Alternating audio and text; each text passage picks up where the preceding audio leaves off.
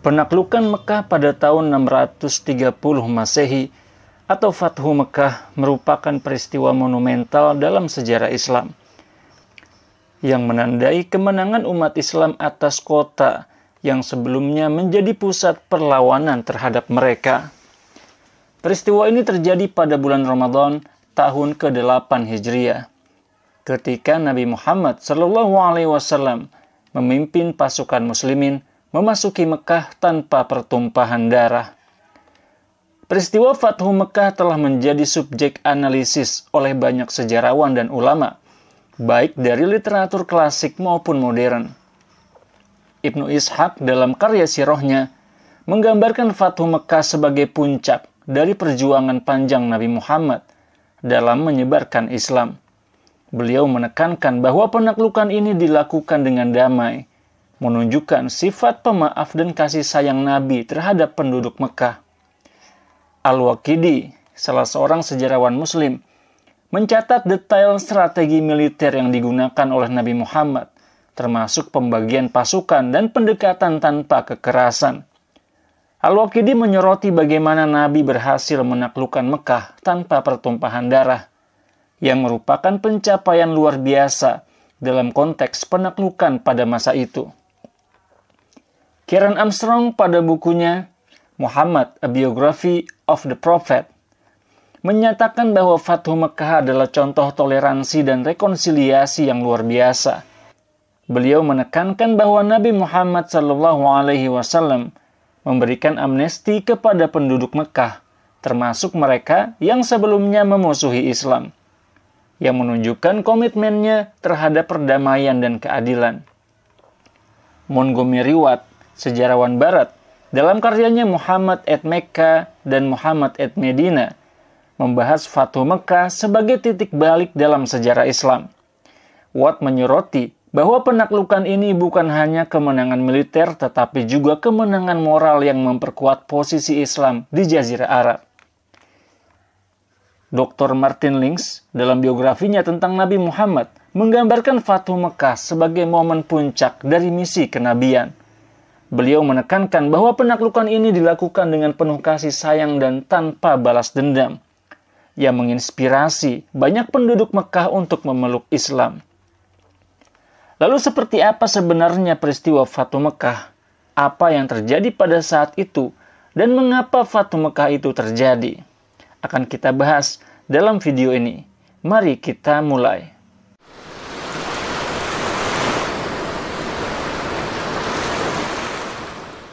Para sejarawan dan ulama sepakat bahwa Fathu Mekah adalah peristiwa yang menunjukkan kebijaksanaan, toleransi, dan kepemimpinan Nabi Muhammad SAW. Penaklukan ini tidak hanya menandai kemenangan fisik, tetapi juga kemenangan moral dan spiritual yang membuka jalan bagi penyebaran Islam secara damai di seluruh Jazirah Arab. Fathu Mekah sendiri memiliki makna penaklukan Mekah yang terjadi di tahun 8 Hijriah. Peristiwa ini merupakan kelanjutan dari pertarungan panjang antara umat Islam yang berpusat di Madinah dengan kaum kafir Quraisy yang bermarkas di Mekah. Perang antara umat Islam dengan kafir Quraisy dimulai di tahun 2 Hijriah, di mana umat Islam dengan gemilang berhasil mengalahkan kafir Quraisy dalam Perang Badar. Perang pun berlanjut dengan Perang Uhud pada tahun 3 Hijriah.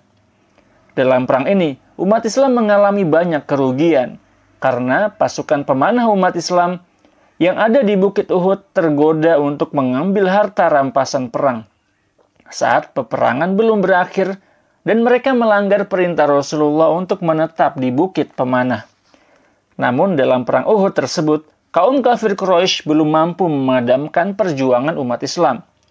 Madinah tidak berhasil diserang dan kekuatan umat Islam masih sangat kokoh di Madinah.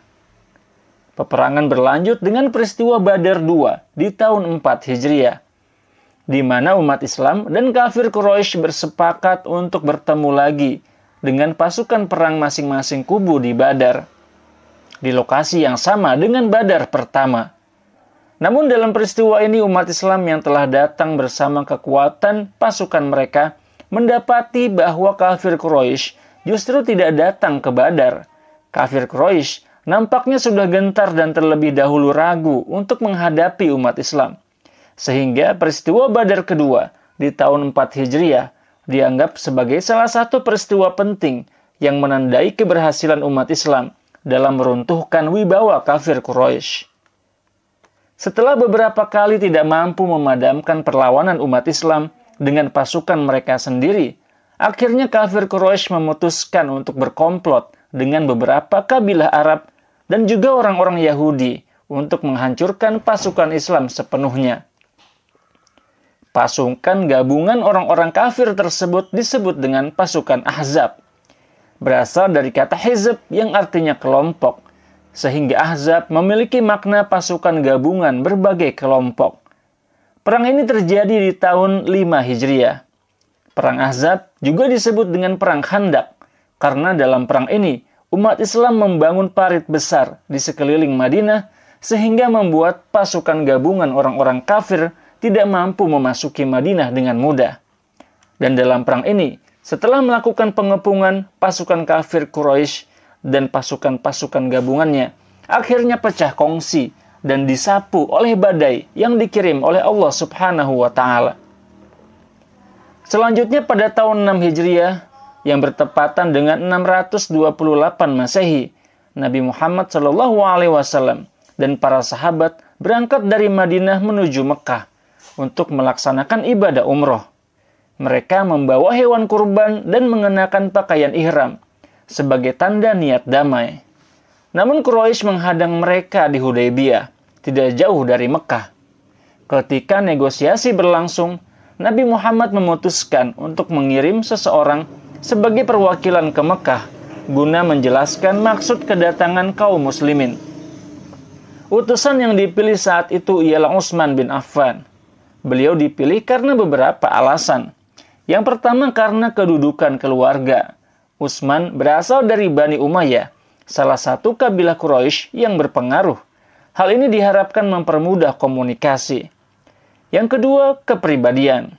Utsman dikenal sebagai sosok yang lembut dan diplomatis, sehingga cocok untuk tugas yang sensitif ini. Utsman pun berangkat ke Mekah dan segera menemui para pemuka Quraisy. Utsman menjelaskan bahwa tujuan kedatangan umat Islam adalah untuk melaksanakan ibadah umroh, bukan untuk berperang. Dalam pertemuan itu, terjadi percakapan antara Utsman dan para pemimpin Quraisy. Utsman berkata, "Kami datang hanya untuk beribadah kepada Allah di Baitullah. Kami tidak membawa niat permusuhan." Pemuka Quraisy berkata, "Kami tidak akan membiarkan Muhammad dan pengikutnya masuk ke kota ini, karena itu adalah penghinaan bagi Quraisy." Quraisy yang menghormati Utsman sebagai bagian dari keluarga Bani Umayyah menawarkan agar ia dapat melaksanakan tawaf di Ka'bah tanpa ditemani kaum muslimin lainnya. Namun Utsman menolak tawaran tersebut dengan tegas. Utsman berkata, "Aku tidak akan melaksanakan tawaf sebelum Rasulullah dan seluruh kaum muslimin juga diizinkan untuk melakukannya." Penolakan Utsman ini menunjukkan kesetiaan dan solidaritasnya terhadap Nabi Muhammad dan kaum muslimin. Setelah pertemuan itu, Quraisy menahan Utsman untuk sementara waktu. Berita penahanan ini sampai ke kaum muslimin di Hudaybiyah yang memicu kekhawatiran. Nabi Muhammad SAW merasa bahwa tindakan Quraisy ini dapat dianggap sebagai pelanggaran serius. Beliau kemudian meminta para sahabat untuk berbaiat di bawah pohon yang dikenal sebagai Baiat Ridwan, untuk menunjukkan kesiapan mereka menghadapi situasi apapun, termasuk peperangan jika diperlukan. Setelah beberapa waktu, Quraisy membebaskan Utsman dan mengirim utusan untuk melanjutkan negosiasi dengan Nabi Muhammad SAW. Keberhasilan Utsman dalam mempertahankan misi damainya tanpa menimbulkan konflik besar menunjukkan peran pentingnya dalam perundingan ini.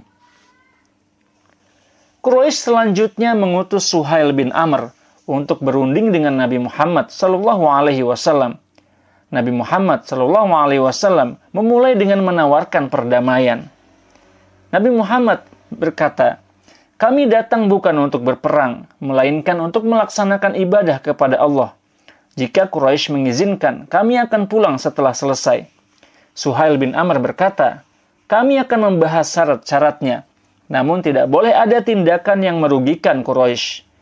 Setelah diskusi panjang, mereka menyepakati beberapa poin, termasuk gencatan senjata selama 10 tahun. Saat kafir Quraisy dan umat Islam bersepakat untuk membuat perjanjian antara kedua belah pihak, Suhail meminta agar tulisan Bismillahirrahmanirrahim diubah menjadi Bismika Allahumma. Nabi Muhammad menyetujuinya. Hal ini menimbulkan reaksi dari sebagian sahabat. Ali bin Abi Thalib berkata, wahai Rasulullah, apakah harus kita hapus kalimat itu? Nabi Muhammad menjawab, hapuslah Ali, tidak mengapa. Ini demi kebaikan yang lebih besar. Kemudian Suhail meminta agar gelar Rasulullah dihapus dari teks perjanjian.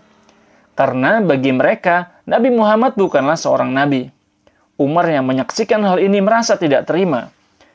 Umar berkata, wahai Rasulullah, bukankah engkau utusan Allah? Mengapa kita harus menghapus gelar itu? Nabi Muhammad menjawab, Umar, aku tetap utusan Allah meskipun mereka tidak mengakuinya. Demi perdamaian, kita terima syarat ini. Setelah perjanjian ditandatangani, kegelisahan menyelimuti banyak sahabat. Umar kembali mengungkapkan kekhawatirannya kepada Abu Bakar. Umar berkata, wahai Abu Bakar, bukankah kita berada di pihak yang benar? Mengapa kita menerima syarat yang tampaknya merugikan?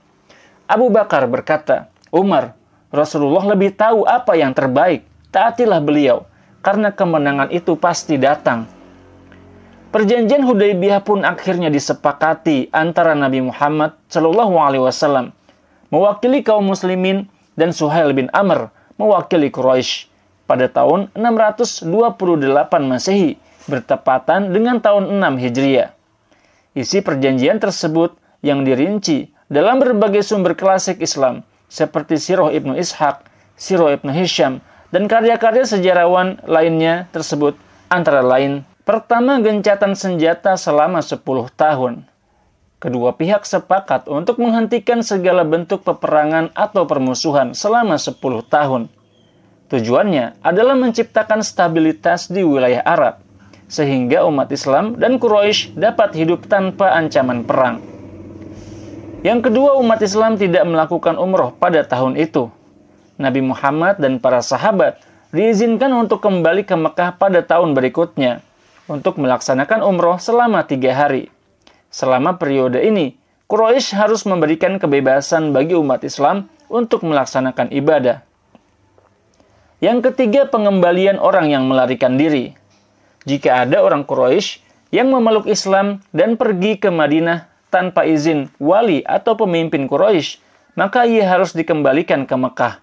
Sebaliknya, jika ada Muslim yang kembali ke Quraisy, Quraisy tidak wajib mengembalikannya. Klausul ini tampak tidak seimbang, tetapi Nabi menerima demi menjaga perdamaian. Yang keempat, kebebasan bersekutu. Setiap kabilah Arab bebas untuk bergabung dengan pihak Muslim atau Quraisy tanpa paksaan. Banyak kabilah memilih bersekutu dengan kaum muslimin, seperti kabilah Khuza'ah. Sementara kabilah Bani Bakar bergabung dengan Quraisy. Yang kelima, pelarangan senjata dalam umroh. Ketika umat Islam kembali ke Mekah tahun berikutnya, mereka hanya diizinkan membawa pedang yang disarungkan sebagai perlengkapan perjalanan, bukan untuk berperang. Setelah perjanjian Hudaybiyah pada tahun 628 Masehi, umat Islam memasuki babak baru yang penuh dengan peluang dan tantangan. Perjanjian damai ini memberikan kesempatan bagi Nabi Muhammad untuk memperluas dakwah Islam tanpa gangguan dari Quraisy yang sebelumnya merupakan musuh utama mereka. Dengan adanya kesepakatan damai, umat Islam dapat menjalin hubungan dengan suku-suku Arab lainnya yang sebelumnya terbelah antara pendukung Quraisy atau pendukung Islam. Salah satu tokoh yang berperan penting dalam fase ini adalah Mughirah bin Syu'bah, seorang sahabat yang menjadi juru bicara umat Islam dalam menjelaskan tujuan damai Nabi kepada suku-suku Arab. Dalam sebuah percakapan yang tercatat dalam literatur klasik, seorang pemimpin suku yang mendengar penjelasan Mughirah bertanya, "Mengapa Islam harus menjadi pilihan kami?" Dengan tegas Mughirah menjawab, Islam adalah kebenaran yang membebaskan. Kini, tanpa tekanan Quraisy, kalian dapat memutuskan berdasarkan hati nurani dan bukan paksaan. Jawaban ini menunjukkan bahwa perjanjian damai membuka ruang bagi suku-suku Arab untuk memilih dengan bebas aliansi mereka tanpa intimidasi. Salah satu dampak terbesar dari perjanjian ini adalah pengiriman surat-surat dakwah kepada penguasa-penguasa besar di luar Jazirah Arab. Nabi Muhammad SAW mengutus beberapa sahabat seperti Dihyah al-Kalbi yang mengantarkan surat kepada Kaisar Romawi, dan Abdullah bin Hudzafah As-Sahmi yang mengantarkan surat kepada Raja Persia.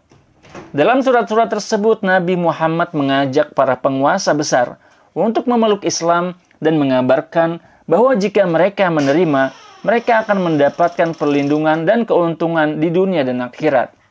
Salah satu contoh dari surat yang dikirimkan adalah surat Nabi kepada Heraklius, Kaisar Romawi, yang berbunyi, "Dengan nama Allah yang Maha Pengasih lagi Maha Penyayang, dari Muhammad utusan Allah kepada Heraklius, pemimpin Romawi. Masuklah ke dalam Islam, maka engkau akan selamat, dan Allah akan memberimu pahala 2 kali lipat." Respon Heraklius yang tercatat dalam Sahih Bukhari mengungkapkan pengakuannya terhadap kemungkinan kebenaran dakwah Nabi Muhammad. Heraklius berkata, "Aku mengetahui bahwa Nabi terakhir akan muncul, tapi aku tidak menyangka dia berasal dari bangsa Arab." Selain itu, pasca Hudaybiyah, jumlah pemeluk Islam semakin meningkat. Banyak suku Arab yang sebelumnya ragu atau bahkan menentang Islam, kini mulai memeluk agama ini karena tidak lagi ada tekanan dari Quraisy. Suku Khuza'ah yang sebelumnya menjadi sekutu Quraisy akhirnya bergabung dengan umat Islam. Tokoh-tokoh seperti Amr bin As dan Khalid bin Walid yang merupakan pemimpin militer Quraisy akhirnya memeluk Islam setelah menyaksikan kekuatan dan kedamaian yang dibawa oleh Nabi Muhammad. Dalam percakapan yang tercatat dalam Sirah Ibnu Ishaq, Khalid bin Walid berkata kepada Nabi, "Wahai Rasulullah, aku datang untuk menerima Islam setelah menyadari kebenaran yang engkau bawa." Nabi Muhammad SAW menjawab dengan penuh kebijaksanaan, "Aku selalu melihat potensi kebaikan dalam dirimu, Khalid. Kini engkau adalah pedang Allah yang terhunus." Berkat perjanjian Hudaybiyah, umat Islam tidak hanya berhasil memperluas pengaruh mereka di Jazirah Arab, tetapi juga mulai dipandang sebagai kekuatan politik yang sah. Mereka mendapatkan kesempatan untuk menyebarkan dakwah secara lebih luas, baik di dalam negeri maupun luar negeri. Perjanjian ini meskipun semula dianggap merugikan umat Islam oleh sebagian sahabat, ternyata membuka peluang besar bagi Islam untuk berkembang. Ibnu Hisham dalam karyanya menulis bahwa Hudaybiyah adalah kemenangan besar dalam bentuk kesabaran dan perencanaan yang memungkinkan umat Islam tumbuh dan berkembang.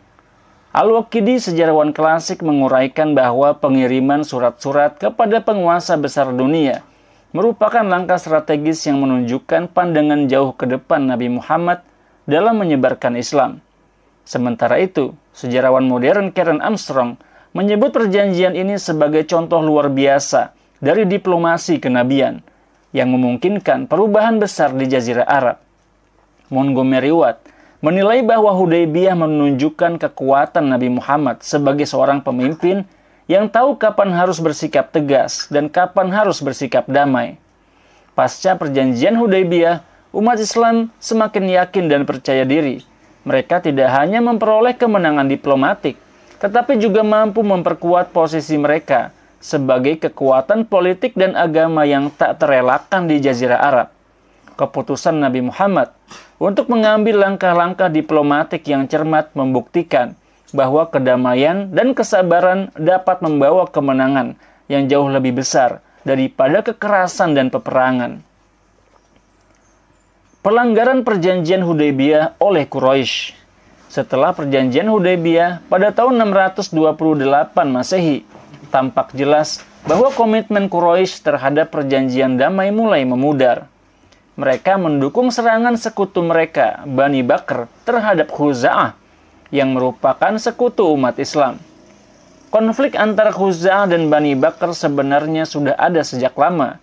Namun dalam suasana damai yang dihasilkan oleh Hudaybiyah, Bani Bakar melihat kesempatan untuk menyerang Khuza'ah dengan bantuan logistik dan senjata dari Quraisy.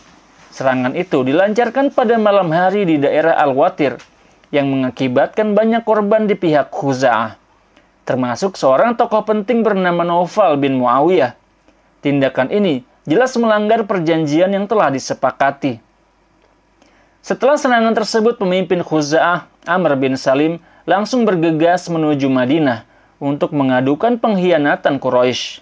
Di hadapan Nabi Muhammad dan para sahabat, Amr mengungkapkan kesedihan dan keresahannya. Dia berkata, "Wahai Rasulullah, kami memohon pertolonganmu atas pengkhianatan Quraisy. Mereka melanggar janji dan membunuh kaum kami di malam hari, meskipun kami berada dalam perlindungan aliansimu." Nabi Muhammad mendengar keluhan ini dengan penuh perhatian dan dengan tegas menjawab, "Demi Allah, aku akan menolong kalian. Tidak ada pengkhianatan yang akan dibiarkan tanpa balasan." Menyadari kesalahan besar yang mereka perbuat, Quraisy kemudian mengirim Abu Sufyan ke Madinah untuk berusaha memperbaharui perjanjian damai dengan Nabi. Dalam pertemuan yang tercatat dalam Sirah Ibnu Ishaq, Abu Sufyan dengan penuh harap berkata, "Wahai Muhammad, kami meminta agar perdamaian ini diperpanjang. Biarkan kami melupakan kesalahan yang telah terjadi." Namun Nabi Muhammad menanggapinya dengan tenang. Kesalahan ini bukan hanya pelanggaran kecil, tetapi pengkhianatan terhadap kepercayaan. Tidak ada tempat bagi kompromi dalam hal ini. Abu Sufyan kemudian berusaha berbicara dengan para sahabat senior, seperti Abu Bakar dan Umar bin Khattab. Tetapi mereka menolak mentah-mentah permintaannya. Abu Bakar menegaskan bahwa keputusan Nabi tidak akan berubah. Sementara Umar bin Khattab dengan nada keras mengatakan, "Jika aku memiliki pasukan kecil saja, aku akan segera menyerang kalian tanpa ragu." Ketika Abu Sufyan mencoba mendekati Ali bin Abi Thalib, Ali menjawab, "Ini adalah urusan Rasulullah. Kami tidak memiliki wewenang untuk campur tangan."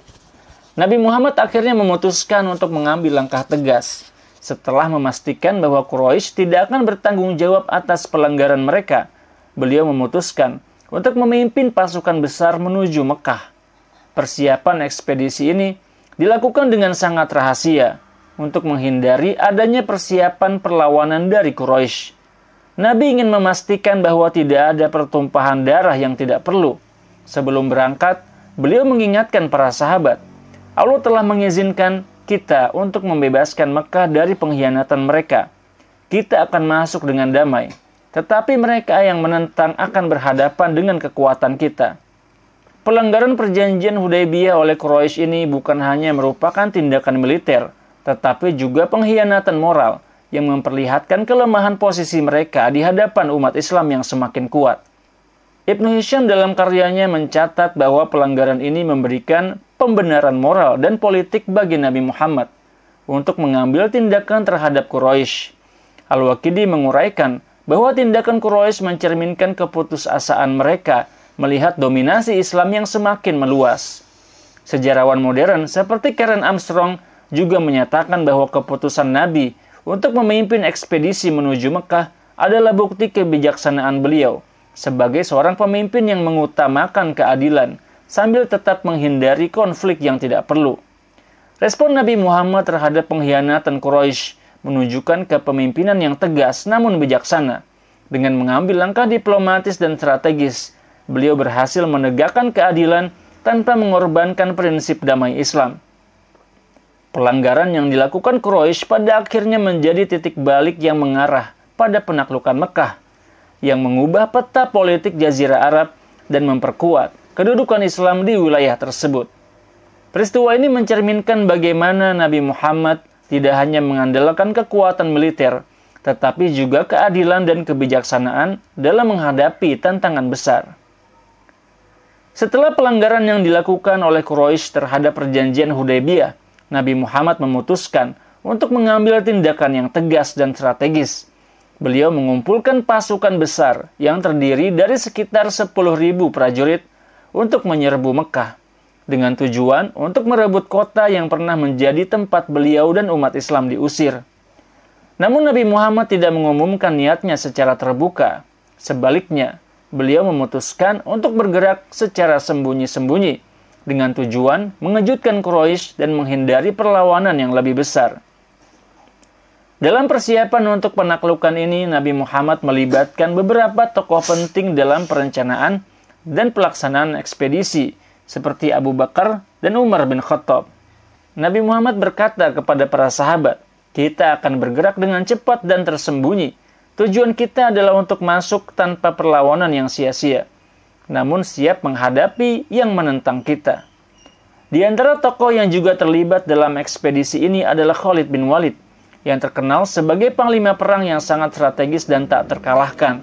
Khalid bin Walid memiliki peran penting dalam memimpin pasukan berkuda yang bertugas untuk mengepung kota Mekah dari luar dan memastikan tidak ada jalan keluar bagi Quraisy. Dalam sebuah percakapan dengan Nabi Muhammad, Khalid berkata, "Ya Rasulullah, aku siap memimpin pasukan untuk menaklukkan kota ini." Nabi Muhammad menjawab, "Lakukan dengan bijaksana, dan kita akan memasuki kota ini dengan damai." Keputusan untuk bergerak secara sembunyi-sembunyi dan mengejutkan Quraisy adalah langkah yang penuh pertimbangan. Nabi Muhammad ingin memastikan bahwa penaklukan Mekah tidak akan menimbulkan pertumpahan darah yang lebih banyak dari yang diperlukan. Oleh karena itu, beliau memutuskan untuk memasuki kota Mekah dengan cara yang tidak terduga. Sebagai bagian dari strategi ini, beliau menginstruksikan pasukannya untuk melakukan perjalanan pada malam hari, menyusuri jalan-jalan yang jauh dari pengawasan Quraisy. Hal ini dimaksudkan untuk menjaga rahasia tujuan mereka hingga pasukan berada sangat dekat dengan kota. Ketika pasukan Muslim tiba di sekitar Mekah, kejutan besar terjadi. Quraisy tidak menyangka serangan ini, karena mereka mengira bahwa umat Islam masih terikat dengan perjanjian damai. Abu Sufyan, yang pada saat itu masih menjadi pemimpin Quraisy, terkejut dengan besarnya jumlah pasukan Islam. Dengan cepat, Abu Sufyan pun menyadari bahwa perlawanan lebih lanjut akan sia-sia. Dalam sebuah pertemuan dengan Abu Bakar dan Umar, Abu Sufyan mengakui, "Kami tidak dapat menahan kekuatan kalian. Pasukan ini sangat besar, dan kami tidak mampu menghadapinya." Abu Bakar menanggapi dengan penuh keyakinan, ini adalah takdir yang sudah ditentukan oleh Allah. Pasukan dibagi menjadi beberapa bagian yang bergerak diam-diam dan tanpa terdeteksi menuju Mekah dari arah yang berbeda, dari timur, utara, dan selatan. Dengan cara ini, pasukan Quraisy yang awalnya merasa aman dan tenang menjadi terkejut dan bingung. Khalid bin Walid memimpin pasukan berkuda, memimpin bagian dari pasukan yang bergerak di bagian barat dan utara. Sementara Abu Bakar dan Umar bin Khattab memimpin bagian lain dari pasukan, memastikan tidak ada jalan keluar atau bantuan yang bisa datang dari luar kota. Sebelum pasukan Islam mencapai kota, Nabi Muhammad memberikan pesan yang jelas tentang amnesti dan jaminan keselamatan bagi mereka yang menyerah tanpa perlawanan. Ketika Abu Sufyan, pemimpin Quraisy yang sebelumnya memimpin pasukan melawan Islam, menyadari bahwa perlawanan tidak lagi mungkin, ia datang menemui Nabi untuk meminta perlindungan bagi penduduk Mekah. Dalam sebuah percakapan yang tercatat dalam Sirah Ibnu Hisham, Abu Sufyan berkata, "Wahai Muhammad, apakah ada tempat bagi kami untuk berlindung dari amarahmu? Kami tidak bisa lagi melawan." Nabi Muhammad menjawab dengan tegas namun penuh kasih, "Siapapun yang masuk ke rumah Abu Sufyan, dia aman. Siapapun yang menutup pintu rumahnya, dia aman. Dan siapapun yang masuk ke masjid, dia aman." Ini adalah tanda kebijakan Nabi Muhammad dalam memberikan pengampunan dan menghindari pertumpahan darah. Namun, Nabi juga memberikan pengecualian untuk mereka yang terlibat dalam kejahatan berat, seperti Ikrimah bin Abu Jahal, yang sempat melawan Islam dan terlibat dalam pertempuran sebelumnya. Mereka yang terbukti terlibat dalam perbuatan jahat atau pembunuhan tetap tidak diberikan amnesti dan dianggap sebagai musuh yang harus dihadapi. Pada hari penaklukan, Nabi Muhammad memasuki Mekah dengan penuh kehormatan, tanpa perlawanan berarti. Beliau memasuki Ka'bah dan membersihkan berhala-berhala yang ada di dalamnya, mengembalikan Ka'bah sebagai tempat ibadah yang murni untuk Allah semata. Beliau memberikan amnesti kepada sebagian besar penduduk Mekah yang sebelumnya menentang Islam. "Hari ini," kata Nabi Muhammad, "tidak ada pembalasan untuk kalian. Allah telah mengampuni kalian, sebagaimana aku mengampuni kalian." Kebijakan ini memicu banyak orang Mekah untuk akhirnya memeluk Islam dan bergabung dengan umat Islam. Penaklukan Mekah menunjukkan kejeniusan strategi Nabi Muhammad dalam menggunakan kekuatan untuk menciptakan perdamaian. Dengan membagi pasukan dan bergerak dari berbagai arah, beliau memastikan kemenangan tanpa banyak pertumpahan darah. Amnesti yang diberikan kepada penduduk Mekah, kecuali mereka yang terlibat dalam kejahatan berat, adalah bentuk kebijakan yang menekankan nilai-nilai moral Islam. Para sejarawan klasik dan modern sepakat bahwa peristiwa ini menunjukkan bahwa kemenangan dalam Islam tidak hanya didasarkan pada kekuatan fisik, tetapi juga pada keadilan dan pengampunan yang membangun jembatan perdamaian. Setelah masuknya Nabi Muhammad beserta pengikutnya ke Mekah, ia memerintahkan sahabat-sahabatnya untuk menjalankan hukuman mati bagi sebagian pemberontak. Dari 17 orang yang dijatuhi hukuman mati, sebagian mengajukan ampunan dan diampuni, tetapi 5 orang tidak mengajukan ampunan dan dihukum mati, dan 1 orang melarikan diri meninggal dalam usia senja. Setelah penaklukan Mekah, Nabi Muhammad memulai langkah besar untuk membangun kembali kehidupan sosial dan agama di kota yang dahulu menjadi tempat kelahirannya. Dengan kemenangan yang telah diraih, Nabi Muhammad memastikan bahwa Mekah tidak hanya menjadi pusat politik, tetapi juga pusat spiritual yang mengedepankan ajaran Islam yang murni. Salah satu tindakan pertama beliau adalah perintah untuk menghancurkan semua berhala yang ada di sekitar Ka'bah, sebuah simbol keimanan umat Islam yang menegakkan tauhid. Pada suatu hari yang penuh berkah, Nabi Muhammad berdiri di depan Ka'bah dan memimpin para sahabat dalam menghancurkan berhala-berhala tersebut. Dalam sebuah riwayat, beliau memegang tongkat dan menyerang berhala-berhala sambil membaca ayat Al-Quran. Dan katakanlah, yang benar telah datang dan yang batil telah lenyap. Sesungguhnya yang batil itu sesuatu yang pasti lenyap. Al-Quran, Surat Al-Isra ayat 81. Setelah penghancuran tersebut, Ka'bah yang kini kembali bersih hanya menyisakan tempat suci yang tidak lagi dipenuhi berhala, melainkan kiblat umat Islam di seluruh dunia. Salah satu tokoh yang terlibat dalam peristiwa ini adalah Abu Sufyan, yang sebelumnya merupakan pemimpin Quraisy dan lawan utama Nabi Muhammad. Setelah penaklukan Mekah, beliau memeluk Islam dan menjadi salah satu pendukung kuat Nabi Muhammad. Dalam konteks ini, ia memberikan dukungannya terhadap penghancuran berhala dan berperan dalam menenangkan penduduk Mekah yang merasa khawatir atas perubahan yang terjadi. Percakapan antara Nabi dan Abu Sufyan tercatat dalam beberapa riwayat, di mana Nabi menekankan pentingnya menjaga ketulusan iman dan mengikuti ajaran Islam, yang membawa kedamaian dan kesejahteraan. Tidak hanya menghancurkan berhala, Nabi Muhammad juga berfokus pada penguatan simbol-simbol Islam di Mekah. Salah satunya dengan memulihkan fungsi masjid, di tempat yang dahulu merupakan pusat penyembahan berhala. Nabi memerintahkan pemulihan fungsi Masjid Al-Haram, sebagai pusat kegiatan ibadah dan juga tempat kiblat utama umat Islam. Nabi Muhammad juga memperkuat ibadah haji sebagai bagian dari penegakan agama Islam. Hal ini dilakukan untuk membimbing umat Islam dalam beribadah dan menyebarkan ajaran tauhid secara lebih luas. Beberapa sejarawan seperti Ibnu Hisham dalam bukunya Sirah Ibnu Hisham mencatat bahwa penghancuran berhala ini adalah langkah penting dalam menghilangkan simbol-simbol penyembahan selain Allah dan menegakkan keyakinan umat Islam terhadap Tuhan Yang Maha Esa. Al-Waqidi, sejarawan klasik lainnya, menyebutkan bahwa penghancuran berhala di Mekah bukan hanya sebagai kemenangan spiritual, tetapi juga sebagai pembuktian bahwa Islam adalah agama yang menegakkan keadilan dan menghapuskan segala bentuk kekufuran yang menyesatkan. Sejarawan modern Karen Armstrong dalam bukunya Muhammad, A Prophet of Our Time, menyatakan bahwa penaklukan Mekah dan penghancuran berhala-berhala menunjukkan kebesaran hati Nabi Muhammad yang tidak membalas dendam atas masa lalu yang penuh permusuhan, melainkan memilih jalan pengampunan dan pembaharuan spiritual. Armstrong juga menekankan bahwa peristiwa ini menandakan sebuah fase baru dalam sejarah Islam, yang bukan hanya mengalahkan musuh-musuhnya, tetapi juga membangun masyarakat berdasarkan nilai-nilai tauhid dan perdamaian. Maka penghancuran berhala oleh Nabi di Mekah adalah simbol keberhasilan spiritual dan moral Islam, yang berhasil mengubah sebuah kota yang dulu penuh dengan penyembahan berhala menjadi pusat agama yang mengedepankan tauhid dan keyakinan kepada Allah yang Maha Esa dan ibadah yang benar. pengaruh Fathu Mekah.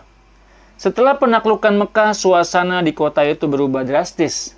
Banyak penduduk Mekah yang sebelumnya memusuhi Nabi Muhammad dan umat Islam, akhirnya memeluk Islam setelah menyaksikan kebijaksanaan, pengampunan, dan kepemimpinan luar biasa yang ditunjukkan oleh Nabi Muhammad. Perubahan ini menunjukkan kekuatan moral dan spiritual yang ditawarkan oleh Islam, yang dapat mengubah hati manusia, meskipun di masa lalu mereka menjadi musuh terberat. Abu Sufyan, yang dulu menjadi salah satu pemimpin Quraisy dan penguasa Mekah yang paling keras menentang Islam, menjadi salah satu tokoh paling mencolok dalam peristiwa ini. Sebagai orang yang telah memimpin pasukan Quraisy dalam berbagai peperangan melawan Nabi Muhammad, dia telah melihat bagaimana umat Islam bertumbuh dalam kekuatan dan keteguhan mereka, bahkan setelah menghadapi banyak rintangan. Setelah Fathu Mekah, Abu Sufyan datang kepada Nabi dengan penuh kerendahan hati, meminta untuk memeluk Islam. Percakapan antara keduanya tercatat dalam Sirah Ibnu Ishaq, di mana Nabi Muhammad menyambutnya dengan penuh kasih dan tanpa balas dendam, mengingatkan bahwa semua kesalahan masa lalu bisa diampuni dengan memeluk Islam. Abu Sufyan berkata kepada Nabi Muhammad dengan penuh penyesalan, "Wahai Rasulullah, aku tahu bahwa kamu adalah orang yang benar. Aku telah melihat dengan mataku sendiri bahwa engkau adalah seorang nabi yang diutus oleh Allah." Nabi Muhammad menjawab dengan sikap bijak, "Islam datang membawa kedamaian. Aku tidak akan memiliki dendam terhadapmu atau siapapun. Masuklah ke dalam agama ini dengan penuh keikhlasan." Tidak hanya Abu Sufyan, banyak tokoh-tokoh Quraisy lainnya juga memeluk Islam setelah penaklukan Mekah. Ikrimah bin Abu Jahal, yang sebelumnya memimpin pasukan Quraisy melawan Nabi, melarikan diri setelah peristiwa Fathu Mekah. Namun kemudian dia kembali dan memeluk Islam setelah diberikan jaminan amnesti oleh Nabi Muhammad. Ikrimah yang merasa gelisah atas tindakannya yang melawan agama Islam akhirnya datang kepada Nabi Muhammad dan memohon untuk diterima. Nabi menyambutnya dengan penuh pengampunan dan menunjukkan betapa besar hati beliau dalam menghadapi musuh-musuh yang sebelumnya menentang beliau. Seiring dengan perkembangan ini, kota Mekah berubah menjadi pusat kekuatan Islam yang baru. Kota yang dulunya menjadi pusat kekuasaan dan pengaruh Quraisy kini bertransformasi menjadi pusat spiritual umat Islam. Dengan Ka'bah sebagai pusat ibadah, Mekah menjadi simbol persatuan dan ketundukan kepada Allah. Nabi Muhammad juga mulai menerima delegasi dari berbagai wilayah yang ingin belajar dan bergabung dengan komunitas Islam yang semakin berkembang pesat.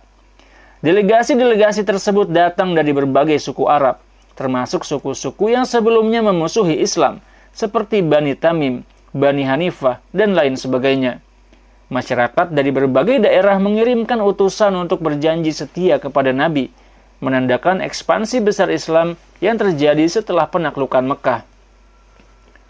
Para sejarawan klasik seperti Ibnu Hisham menulis bahwa perubahan yang terjadi di Mekah pasca penaklukan adalah bukti nyata kemenangan moral Nabi Muhammad. Dalam buku Sirah Ibnu Hisham, beliau mencatat bagaimana penduduk Mekah yang sebelumnya keras menentang Islam akhirnya memilih untuk bergabung dengan umat Islam setelah melihat keteguhan hati dan kebijaksanaan Nabi dalam menghadapi mereka. Al-Waqidi, sejarawan klasik lainnya, menambahkan bahwa penaklukan Mekah membawa dampak besar dalam penyebaran Islam, yang kini tidak hanya menjadi agama yang dilindungi di Mekah, tetapi juga menjadi agama yang dipeluk dengan penuh keyakinan oleh banyak suku Arab lainnya. Sejarawan modern seperti Karen Armstrong dalam bukunya Muhammad a Prophet of Our Time menyatakan bahwa Fathu Mekah merupakan titik balik dalam sejarah Islam. Tidak hanya penaklukan militer yang penting, tetapi kemampuan Nabi Muhammad untuk memaafkan musuh-musuhnya dan memperkenalkan Islam dengan kebijaksanaan merupakan bagian penting dari proses ekspansi Islam. Menurut Armstrong, penaklukan Mekah menunjukkan bahwa kekuatan spiritual Islam tidak hanya terletak pada kekuatan fisik, tetapi juga pada kebijaksanaan, pengampunan, dan penguatan moral umatnya. Bilal bin Rabah, salah seorang sahabat terdekat Nabi yang dikenal dengan suara azannya yang merdu, memanjatkan azan pertama di atas Ka'bah setelah penghancuran berhala, yang menjadi simbol kemenangan Islam atas segala bentuk penyembahan selain Allah. Dan dengan demikian, dimulailah era baru dalam perjuangan umat Islam. Terima kasih telah menonton video ini sampai habis dan sampai ketemu lagi di video selanjutnya insyaallah. Saya Muhammad Izdian Mutaqin. Wassalamualaikum warahmatullahi wabarakatuh.